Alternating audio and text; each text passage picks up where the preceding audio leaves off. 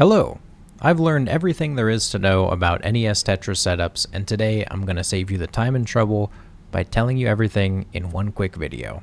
We're going to talk a lot about various topics today, the biggest one being lag. Lag affects pretty much everything in NES Tetris, and so it's the most important factor that goes into making a quality setup. We will talk about what items affect gameplay and how, mostly relating to lag, but also relating to quality of life, the experience using them, the cost and availability, those sorts of things. We're also going to touch on streaming and recording just a little bit. But first, what this video will do. So we're not going to teach you to be a better Tetris player today. I'm just going to show you everything you need to know about getting your Tetris setup perfect. And so when we talk about NES Tetris or classic Tetris, what are we talking about? Well, we're talking about the 1989 version of Tetris released for the Nintendo Entertainment System. We're also talking about replica versions of the game whose gameplay is functionally identical, so no different at all to the original, and that's going to include Tetris Gym and also, in a sense, Nestris.org, which we'll talk about later. And if you're not in the United States, just a quick note, essentially, in 1989, back in the day, consoles from North America differed in a major way from the rest of the world. Consoles from that time could be NTSC in North America or PAL in Europe and other regions. And what you need to know is that they're totally different. They use totally different games and they were designed for totally different electrical systems. Of course, consoles today work much better across regions, but back then it wasn't the case. So today I'm going to be talking about the North American or NTSC version of the game, but if you are outside of North America, you should take great care to make sure that the version of the game that you're looking for is the one that you get in terms of both console, cartridge, ROM, all those sorts of things. So you might be wondering, what is the difference between any particular way to play classic Tetris? And the biggest thing, as mentioned earlier, is going to be lag. So if you have a bunch of lag, the game can be almost unplayable. And if you have the game lag-free, it can be a really smooth and enjoyable experience. So the amount of lag in your setup drastically affects your performance and how you feel about the game. And in general, any amount of added lag is just going to make the game that much worse. So it's important to understand what adds lag, how do we avoid it, how much should we be concerned about, and those sorts of things. And then, of course, there's also the convenience and graphics of the game. The graphics may not be important to you. They don't differ too much from any particular version of the game, but the convenience can be a big difference. You might love the convenience of playing an emulator on your computer. You might love the convenience of having a retro gaming station in your house, or you already have that, so it's convenient to you. And so it really differs from person to person. Today I'm just going to show you all the options, and you can pick the one that makes sense for you. But first, we have to come to a mutual understanding on lag, and that includes a couple concepts. So first, frame rate in Tetris. So you may have noticed Tetris and the NES runs at 60 frames per second. You might be thinking, the gears are turning. My emulator surely has no problem running at 60 frames per second. My monitor runs at 60 frames per second. So why are we talking about lag? Where's the lag? Well, this is a different type of lag than what we talk about in PC gaming. So in PC gaming, we're talking about frame time. You might see your frames go from 144 to 60, and you go, oh, yeah, I'm lagging. And maybe they drop to 10, you're lagging really badly. But in Tetris, we don't see that at all. The emulator, replica consoles, cheap consoles, expensive consoles, any way you play the game, it's all going to run very smoothly at 60 frames per second. So the difference is going to be how long it takes those exact 60 frames to show up on screen. If those exact frames in response to your controller inputs show up later, then you're going to have less time to place the pieces and just generally you're going to play worse. So the thing I want to get across here is that we're not talking about frame timing, but actually delay in rendering those specific frames. Another concept I want to explain is the input chain, and it's pretty simple. Basically, the inputs travel, of course, from your controller to your console, and then they show up on your display.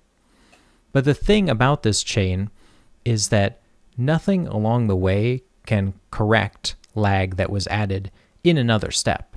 So if your display is last in the chain, it can't fix lag that came from your controller or console, but your console also can't fix lag that came from your controller, nor can your controller fix lag that came from your display or console.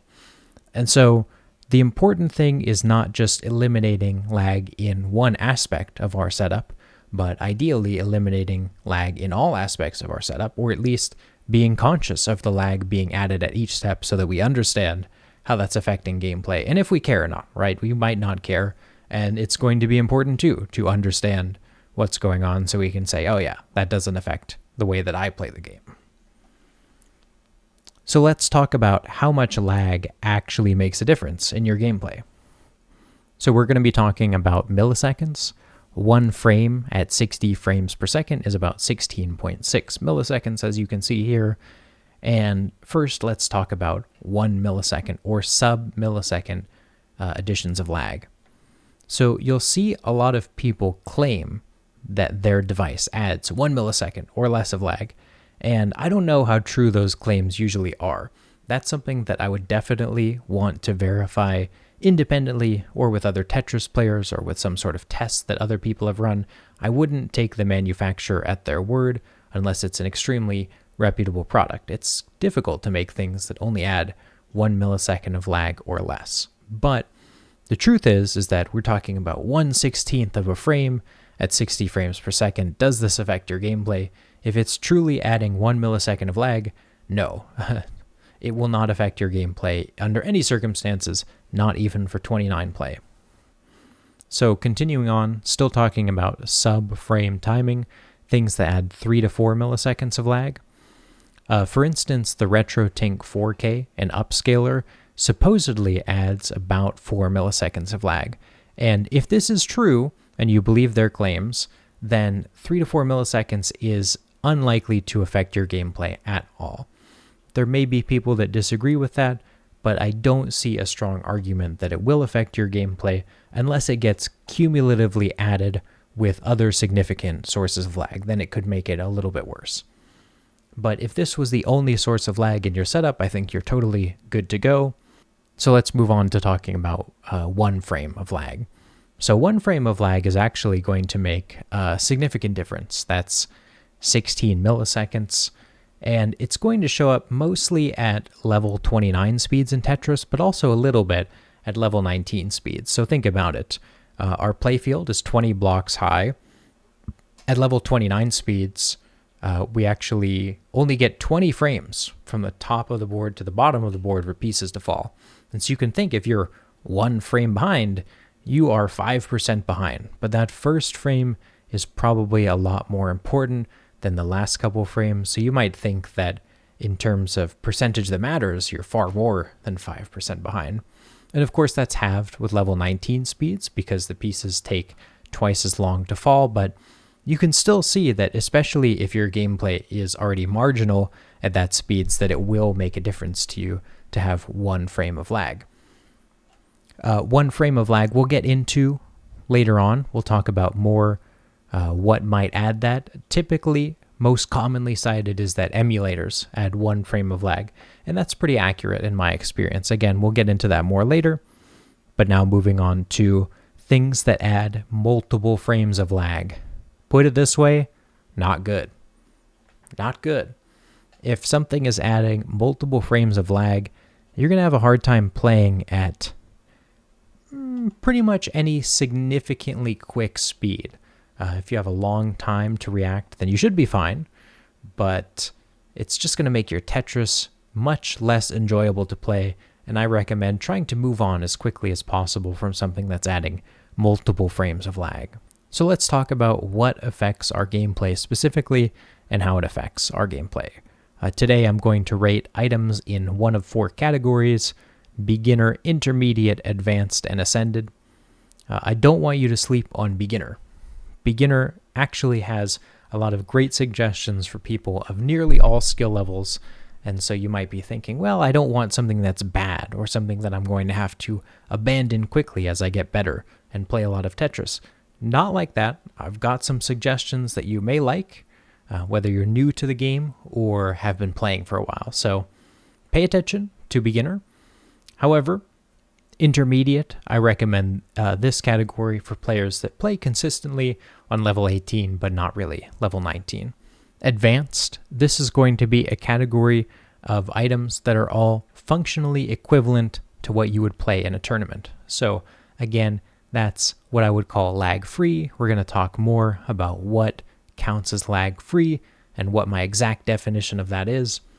But if you are a world-class player, you do need something in this tier of equipment. Otherwise, you will be significantly held back. But if you're not playing on level 19, you simply do not need anything in the advanced tier, though you may find that it's more accessible to you than items in the other tiers, because it's not necessarily sorted by price. But in terms of price, Ascended usually going to be the most expensive, and mostly it's just a flex. These are things that have more aura than the advanced tier. Maybe they're cooler or they look better, but they don't really make your Tetris game better than the things in the advanced tier. You can reach number 1 in the world without ever coming across one of these items, let alone using them. So let's talk controller. First, I have keyboard. So keyboard is quite likely to be the way that you start playing the game, and that is mostly why I have it in beginner tier, especially with an emulator. The nice thing about keyboard is that they can actually be very low lag. You want to check the stats of your individual keyboard. If you have a keyboard that's made for gamers or is wired, those are benefits.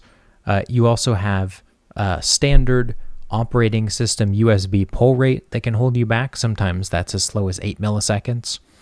So these are things to keep in mind. But even with those things considered, keyboard is a great place to start.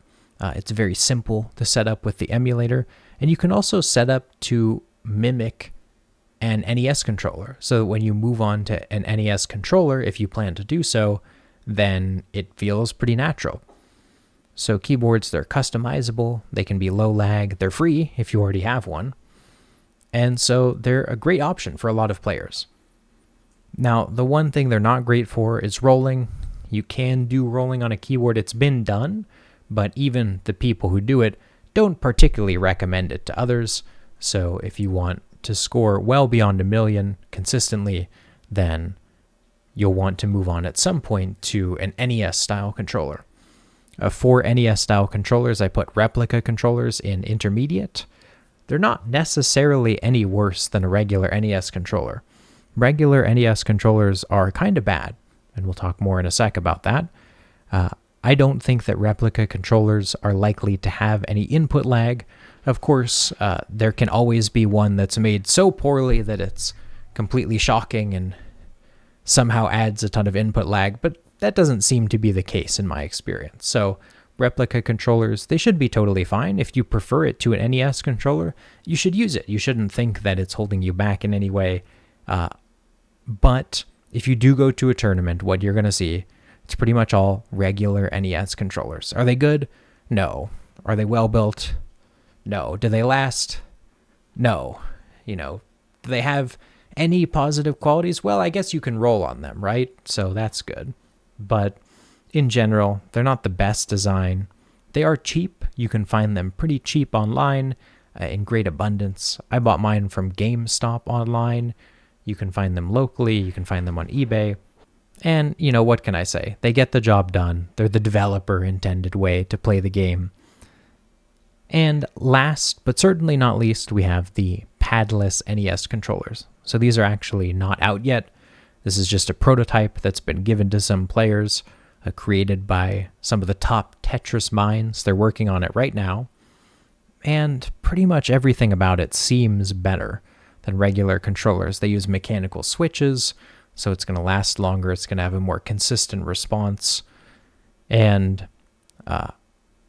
if it's available at the time you are watching this video, then I highly recommend you look into getting one if other people continue to like them. But overall, a very promising way that controllers are going. They're not legal at tournaments yet. You can't even get them, but maybe they will be one day once they're available en masse. So something to keep an eye out for. So let's talk consoles, the actual way to play the game. The first thing I would recommend is Netris.org. If you haven't checked it out, it's actually got an entire web client for playing NES Tetris. It's the actual game. You can play ranked matches against people who are playing on their console. They just connect their console to the website, and then you can play them using the web client. So it's the same game. It looks a little bit different, but it's really the same, and it's a great way to get started. But another awesome thing about this website, like I said, you can connect your console, they save your games, they track your progress, they have achievements, they have ranked, they have puzzles, they have solo with engine evaluation. You'd kind of be a fool not to be on this website, regardless of how good you are. So it's in the beginner tier, but it's truly for all levels. A huge portion of top players, including some of the top 5 players in the world, play on this website. So highly recommended for everybody, Netris.org. In the intermediate tier, I do have emulators and low-cost replica consoles. So low-cost replica consoles first. Basically, they're not great. Their biggest problem is that if you output them over HDMI, they actually translate the signal to HDMI from the analog, presumably, and that adds lag. It's not clear how much lag it adds, but because these are low-cost replica consoles, they're not putting expensive, super quick sub-millisecond upscalers inside that device, right? For the price, they just can't afford to do it. So they have no choice but to put in a cheap one that adds lag.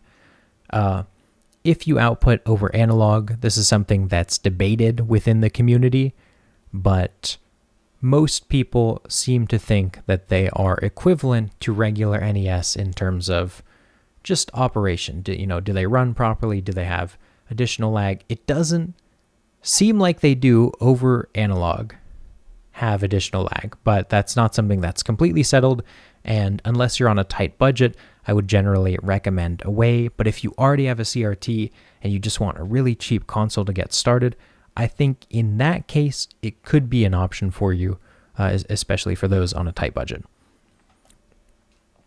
So also in this tier are emulators. So emulators are really solid. They're not going to stop you from playing on 18 or 19 at all. Like I mentioned earlier, emulators do add 1 frame of lag, and that is going to affect your 19 play and significantly affect your 29 play.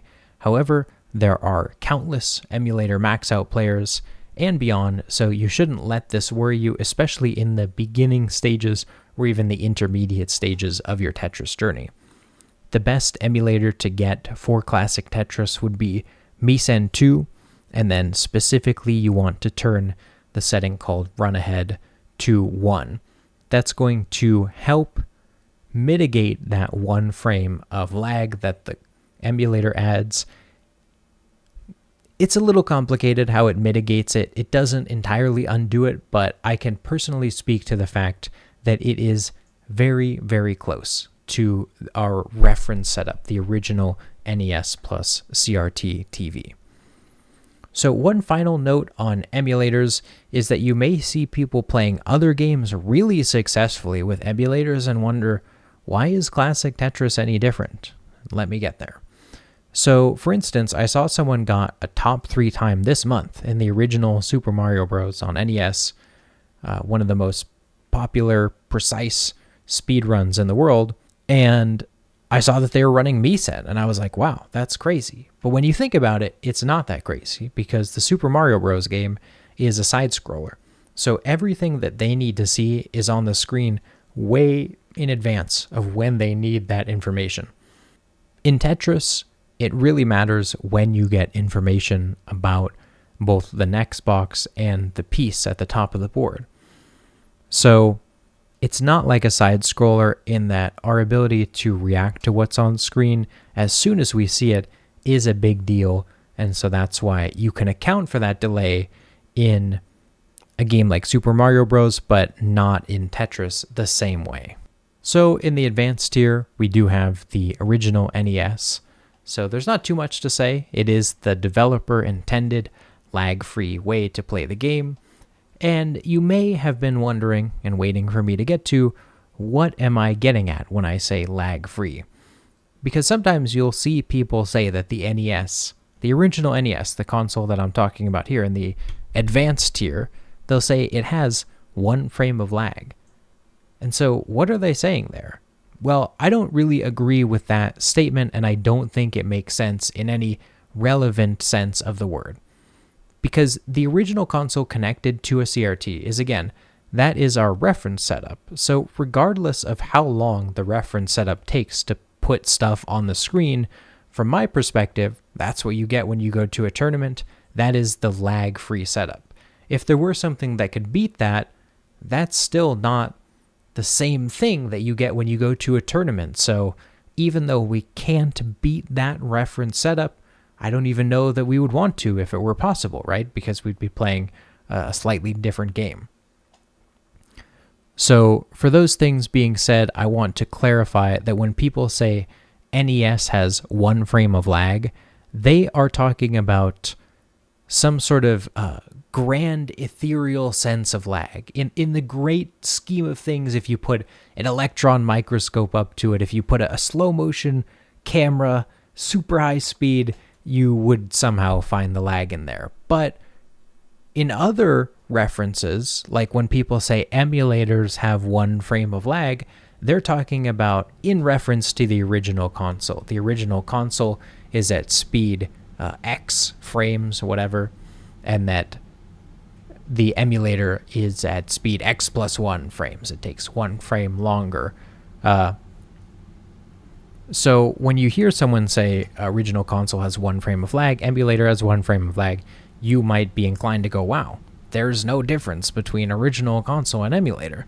And that's why I think these statements serve to muddy the waters. So I'm referring to original console, the OG setup, what you see at tournaments, as lag-free, though technically there is an objective delay in that, but we need some sort of reference point that makes sense, so I'm calling it lag-free.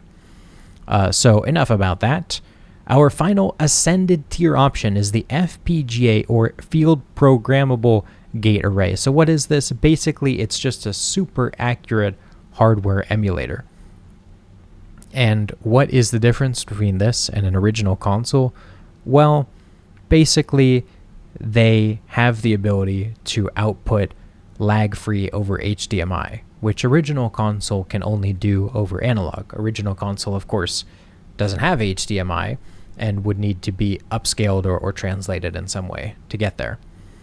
So if you want to output to something that takes HDMI in and you don't want to add lag or use some sort of upscaler or translation layer, then FPGA is your best option. The downside, of course, is that they can be hard to find or expensive, and sometimes if you don't want to spend the maximum amount, then you may be doing some nerd stuff to make it all work for you. The game itself, so let's talk cartridges. So if you're using a console that takes a cartridge, I highly recommend you purchase a Tetris Gym cartridge. The original cartridge, you can play the game, and it's great, and it works, and you can modify it with Game Genie codes, and there's a lot you can do. But Tetris Gym, it has competitive features, it has practice features, it has quality of life features, and it's just better in every way. And then the gameplay is also functionally identical, so you're not missing out on anything from the original cartridge. And so I just highly recommend you either purchase Tetris Gym cartridge or create one yourself. And then if you're on an emulator, I can't tell you what to do, but I believe that you should be able to figure it out for yourself. Display. So display is probably the most important part of your setup. I mean, I guess you need the console and controller, but display could be the thing that's sneaky hurting your setup the most without you even knowing it. So the worst thing that you could do is basically have a TV that's not a CRT. And so a lot of people, they're going to say, well, what about my TV? I don't know. I haven't tested your TV, but generally speaking, TVs that are not CRTs are at high risk of having a lot of lag. If your TV has a game mode, you could try using the game mode. That usually lowers the latency. I wouldn't recommend connecting over HDMI unless you know that with an FPGA, for instance, is not adding lag. So with an analog input to a TV, hey, maybe it works for you, but also there's a great chance that this is adding multiple frames of lag. Very concerning. So I would generally recommend away. There's also gaming monitors with emulators. In short, I don't want to over-explain this. If you have an emulator, gaming monitor is not adding any lag to that. So you don't have to go out shopping for a new monitor just because you're playing emulator. The game runs at 60 frames per second. Gaming monitors crush 60 frames per second in their sleep. And so whatever monitor you have is probably great. In the advanced tier, we have CRT TVs. This is the original way to play the game. I've mentioned it many times. These are the old school box TVs. If you put your hand up to the screen, it's got that fuzzy feeling. Some people don't know what I'm talking about. I think that makes me unk now because I know what CRTs feel like if you put your hand up to them. If you like them, if you want one, you should get one. I see a lot of videos, like older videos, being like, wow, they're everywhere. You can just get them for free. You can't get them for free anymore. If you can get them for free, that's awesome. And you should just continue to get them for free and make a business out of selling them because they're worth a lot of money. Around here, you can't really find a worthwhile one for less than $100. I don't think $100 is the end of the world, but ultimately, I didn't want to spend all that money on a giant TV. They do have a ton of space. They're really heavy, and they also have a coil whine that can be annoying if you can still hear those pitches, which I learned that I can when I picked one up recently. Overall, it's a great way to experience the game. It's the way your Tetris ancestors played. It's the way that they would have wanted you to play. But, of course, there are other options, such as a PVM CRT. A PVM is just a professional video monitor. It's just a more expensive CRT, really. Is it better? Debatable. They're a lot cooler. They have more aura. Maybe they're more reliable. Maybe they have more color accuracy, I guess. You don't need color accuracy for Tetris. It might have more settings, I guess. Again, don't really need settings on the TV to play Tetris, but they're very cool. And so if you see one, you might be inclined to pick it up. And then we also have FPGA with gaming monitor. Again, in this case, a gaming monitor is simply not going to be an issue, and any source of lag would have to come from somewhere else. The gaming monitors are just so much better than we require out of Tetris, so they're not an issue. So that covers all of the items that are related to gameplay. Let's talk a little bit about streaming and recording. You don't want to overdo it. It's really simple. For streaming, simply use OBS Studio. Just download OBS. You don't have to get anything else. You can hook it up to YouTube. You can hook it up to Twitch. You can record locally. It pretty much does everything. So you don't need to get anything else. And then for capture card, both analog and HDMI capture cards. Very easy to find and cheap. And since we're recording relatively simple gameplay that is at a low resolution, again, you don't need a 4K Elgato Blackmagic super expensive. Even if you're using an FPGA, we're still talking 720p output. So like the cheapest capture card you can find probably gets the job done. And then you may have wondered why some broadcast games look so HD. You're like, none of the options you've talked about mention playing your game in HD. And that's true. You can use an upscaler on your game, but it's not going to look like this. What makes the game look like this? It's basically a program called Nestor's Champs. You can look it up. You can see how it works. But I just wanted to inform you that it is out there. And this is why a lot of the broadcast games you see have really, really fancy HD boards with fancy stats. That is coming from Nestor's Champs. Let me know what you think. Please argue in the comments for engagement. You can correct things that are wrong. If you have future Tetris videos that you'd like to see, let me know. And support the video, of course. And then shout out Kitaru/Alex, who answered some of my questions and corrected some minor errors in the script. Thank you very much, and I'll see you next time.